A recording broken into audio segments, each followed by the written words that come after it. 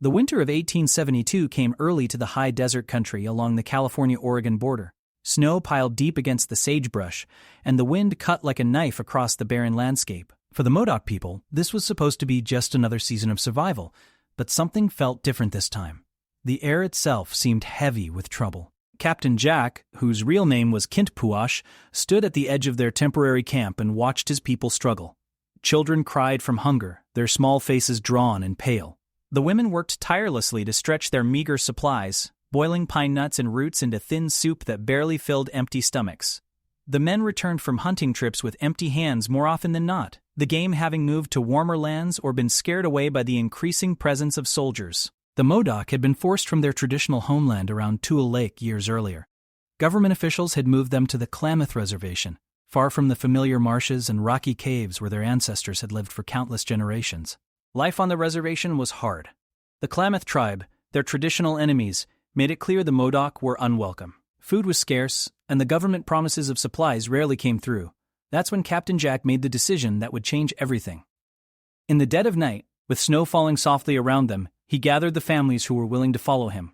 "We're going home," he whispered to his closest advisors. "Our people are dying here. At least at Tule Lake we know the land. We know where to find food, where to find shelter." The journey back to their homeland was treacherous. Families packed what little they had onto their backs and began the long trek through mountain passes filled with snow. Old people struggled to keep up, and mothers carried sleeping children who were too weak to walk. But something drove them forward, a deep longing for the place where they belonged. When they finally reached the shores of Tule Lake, it felt like coming back to life. The familiar sight of cattails swaying in the winter wind, the sound of waterbirds calling across the frozen marsh, the rocky outcroppings that had sheltered their people for generations. Here, they knew every cave, every hidden spring, every place where wild onions grew in the spring, but their return did not go unnoticed. Within days, soldiers arrived with orders to bring the Modoc back to the reservation. The commanding officer, a stern man with cold blue eyes, rode into their camp with a full company of cavalry behind him. "You people need to come back with us," he announced. "This land doesn't belong to you anymore." Captain Jack stepped forward, his weathered hands steady despite the tension in the air. "This is our home," he said quietly. "Our children are buried in this ground.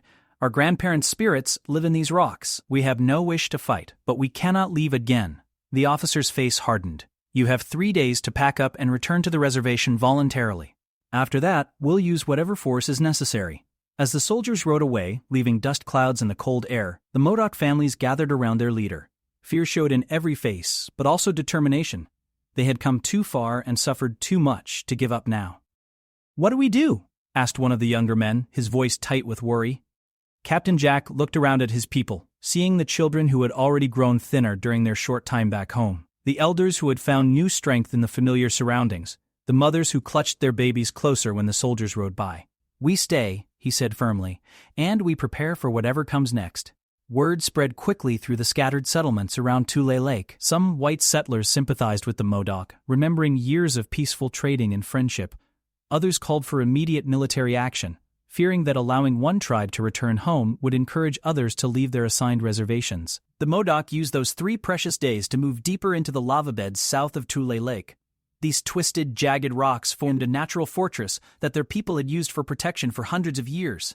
The lava had cooled into fantastic shapes, creating caves and passages that only the Modoc knew how to navigate. From the outside, it looked like an impossible maze of black rock. From the inside, it was home. Families settled into the larger caves, hanging blankets and hides to create private spaces. The men scouted the best defensive positions, remembering stories their fathers had told them about ancient battles fought from these same rocks. Women organized the meager food supplies and began the careful work of making this harsh landscape livable for children and elderly people. As the deadline approached, tension grew thick as smoke. Everyone knew the soldiers would return, and this time they wouldn't accept no for an answer. Children played quietly, sensing their parents' worry. Adults spoke in hushed voices, planning and preparing for the confrontation that seemed inevitable. On the morning of the 4th day, the sound of horses echoed across the lava beds. The soldiers had returned, and this time they brought more men, more weapons, and orders that left no room for negotiation. The Modoc watched from hidden positions among the rocks as the blue-uniformed cavalry formed up at the edge of their stronghold. Captain Jack emerged from the rocks, walking slowly toward the soldiers with his hands visible and empty. Behind him, Hidden among the twisted lava formations, his people waited and watched. The wind picked up, whistling through the rocks with a sound like distant voices. The commanding officer dismounted and walked forward to meet him. The two men stood facing each other in the cold morning air, representing two completely different ways of looking at the world. One saw order, law, and the need to enforce government decisions. The other saw survival, home, and the rights that came from living on the same land for countless generations. "This is your last chance," the officer said. "Come peacefully now or we'll take you by force." Captain Jack looked back toward the rocks where his people waited, then at the soldiers with their weapons ready. He had led his people this far, through starvation and cold and the desperate hope of coming home. Now, the moment of decision had arrived, and whatever happened next would determine the fate of every Modoc man, woman, and child sheltering in those ancient rocks. The wind died down, leaving an eerie silence across the lava beds. Even the horses seemed to sense the importance of this moment, standing perfectly still as two cultures faced each other across a divide that seemed impossible to bridge. In that silence, the future of the Modoc people hung in the balance, waiting for words that would either lead to peace or unleash a conflict that would be remembered for generations to come. The first shot rang out on a gray January morning, echoing off the lava rocks like thunder. Nobody remembered later who fired first, whether it was a nervous soldier or a young Modoc warrior protecting his family. What mattered was that the sound shattered any hope of peaceful resolution and began what would become known as the Modoc War. Captain Jack dove behind the nearest rock formation as bullets whined overhead. Around him, his people scattered into the maze of lava tubes and caves they knew like the rooms of their own homes. The soldiers, caught in the open ground around the lava beds, found themselves facing an enemy they couldn't see in terrain they couldn't navigate. The Modoc had every advantage in this twisted landscape. They moved through underground passages from one position to another, appearing suddenly to fire a few shots before vanishing again into the black rocks. The soldiers, weighed down by heavy uniforms and equipment, stumbled over the sharp lava while trying to find targets that seemed to materialize and disappear like ghosts.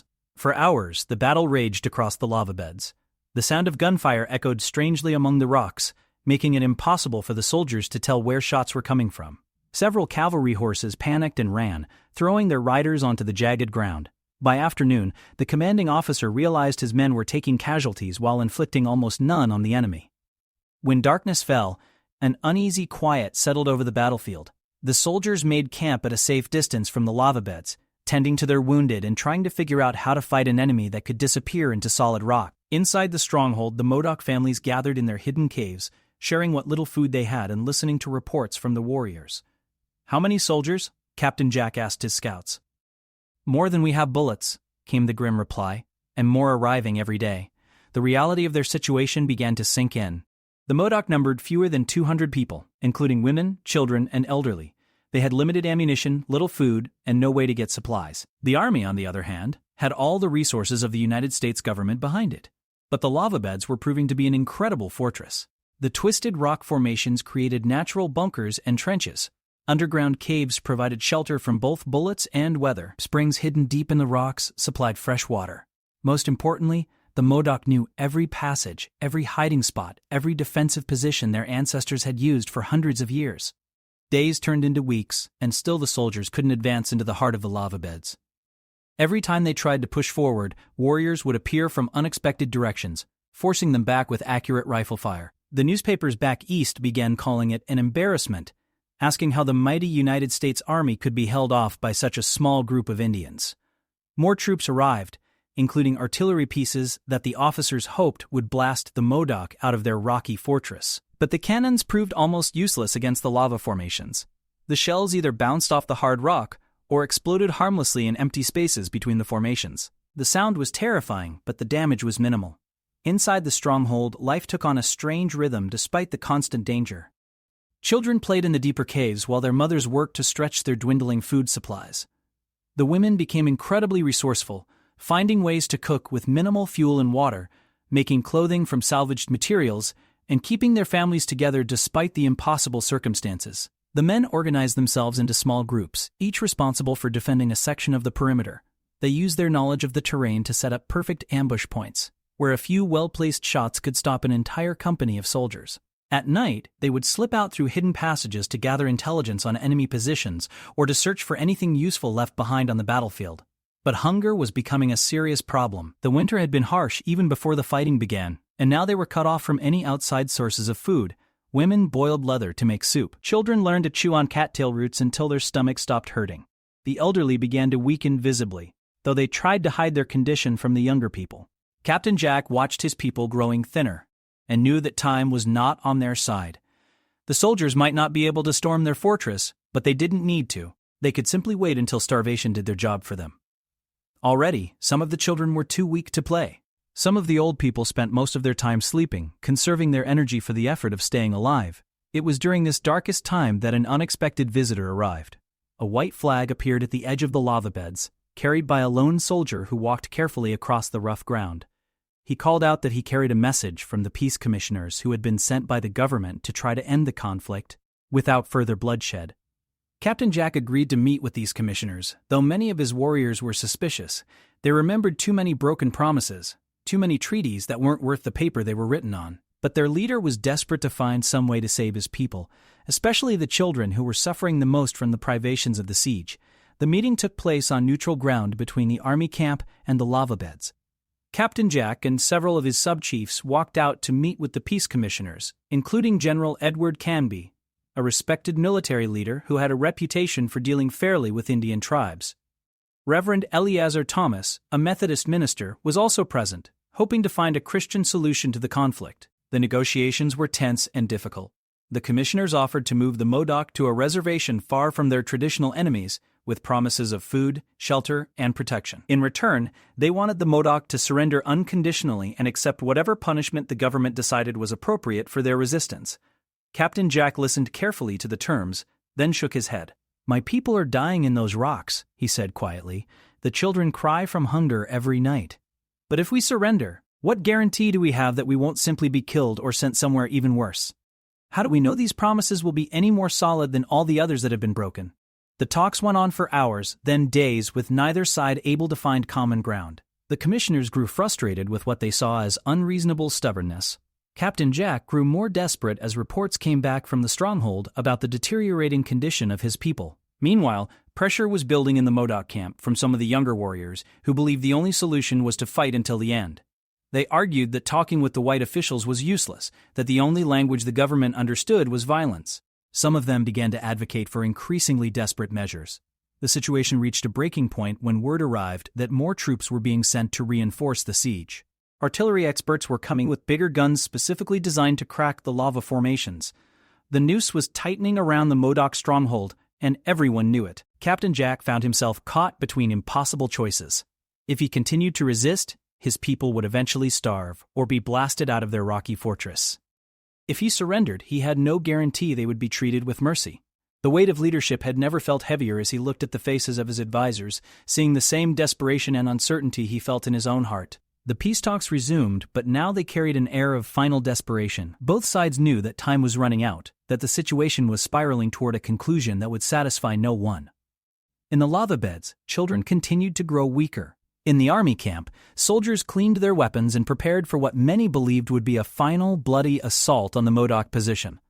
The stage was set for a tragedy that would echo through history, a collision between two peoples who saw the world in completely different ways and could find no middle ground where both could survive with dignity. As the winter wind howled through the lava formations, carrying the sound of crying children and the metallic clicks of rifles being loaded, everyone waited to see how this desperate standoff would finally end. The morning of April 11th, 1873, dawned clear and cold over the lava beds. Captain Jack prepared himself carefully, putting on his best shirt and braiding eagle feathers into his hair. Today would be another attempt at peace talks, but something felt different this time. The pressure from his own warriors had reached a breaking point, and he could feel the weight of their desperation like a stone in his chest.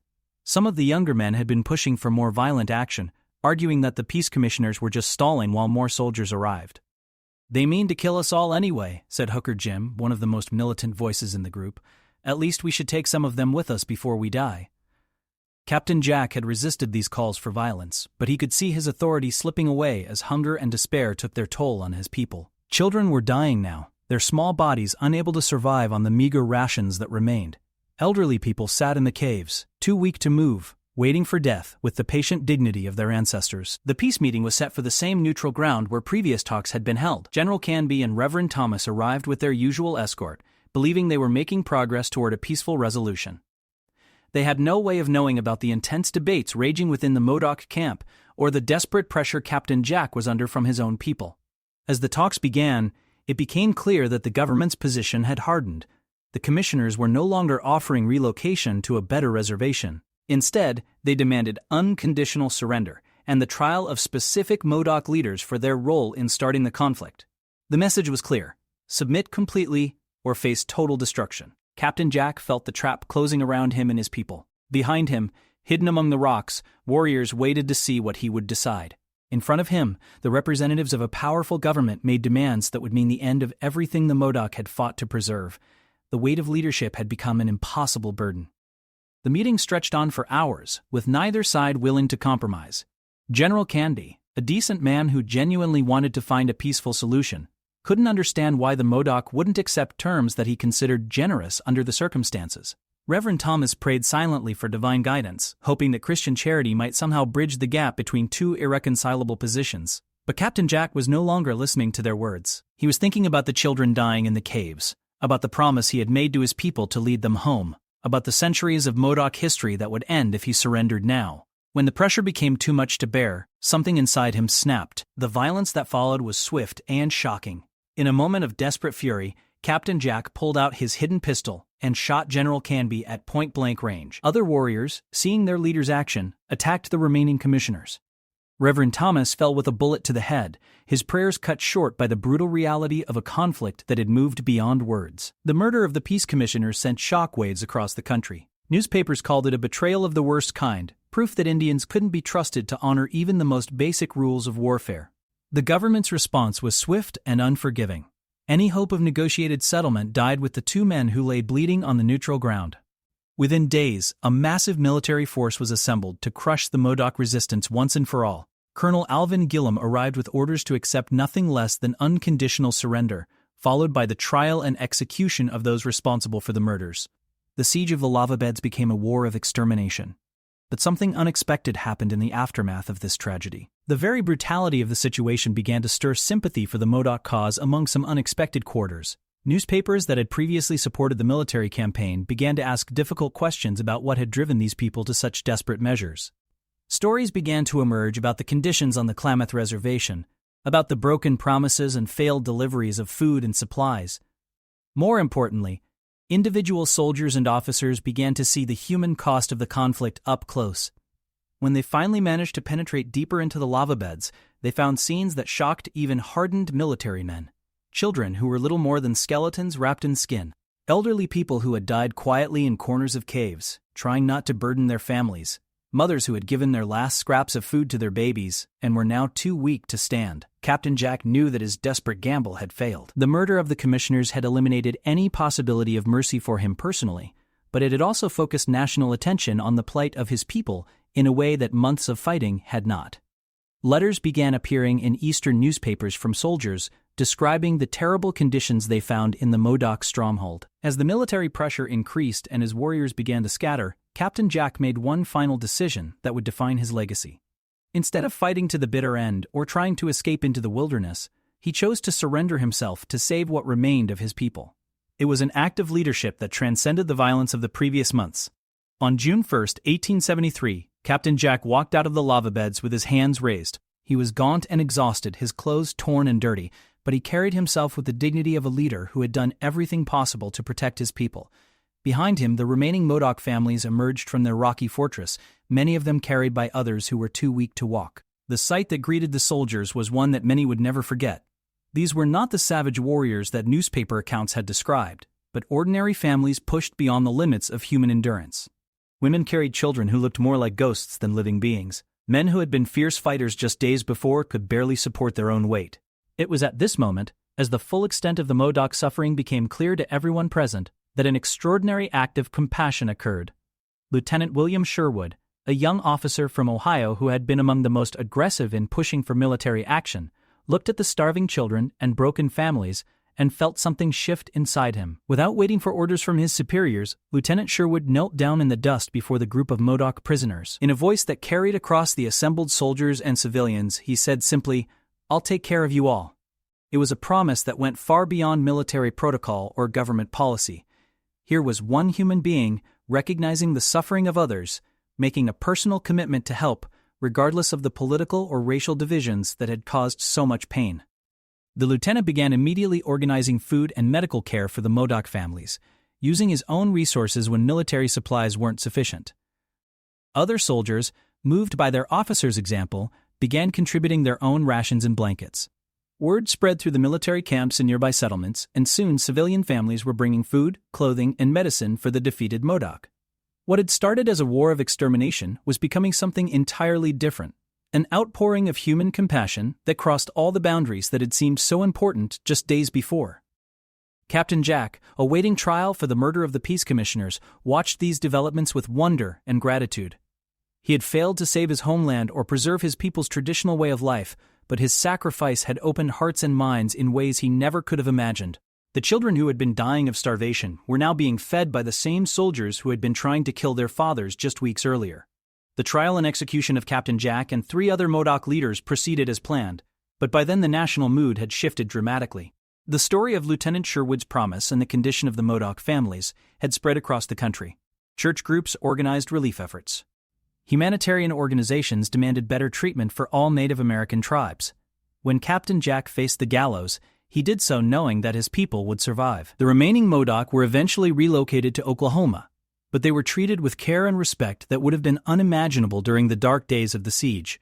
Schools were built for the children, medical care was provided for the sick and elderly, and families were kept together instead of being scattered to different locations. Lieutenant Sherwood kept his promise, following the Modoc to their new home and continuing to advocate for their welfare throughout his military career. He established programs to help them adapt to their new environment while preserving important elements of their traditional culture. His actions became a model for how conflicts between different peoples could end in understanding rather than destruction. The story spread far beyond the immediate participants, becoming a powerful example of how individual acts of compassion could transform even the most bitter conflicts. In churches and schools across the country, people told the story of the young officer who knelt in the dust and promised to care for people who had been his enemies just moments before. Years later, when historians looked back on the Modoc War, they remembered it not just as another tragic conflict between Native Americans and the expanding United States, but as a turning point in how such conflicts could be resolved. The image of Lieutenant Sherwood kneeling before the suffering Modoc families became a symbol of the possibility that understanding and compassion could triumph over hatred and fear, even in the darkest circumstances.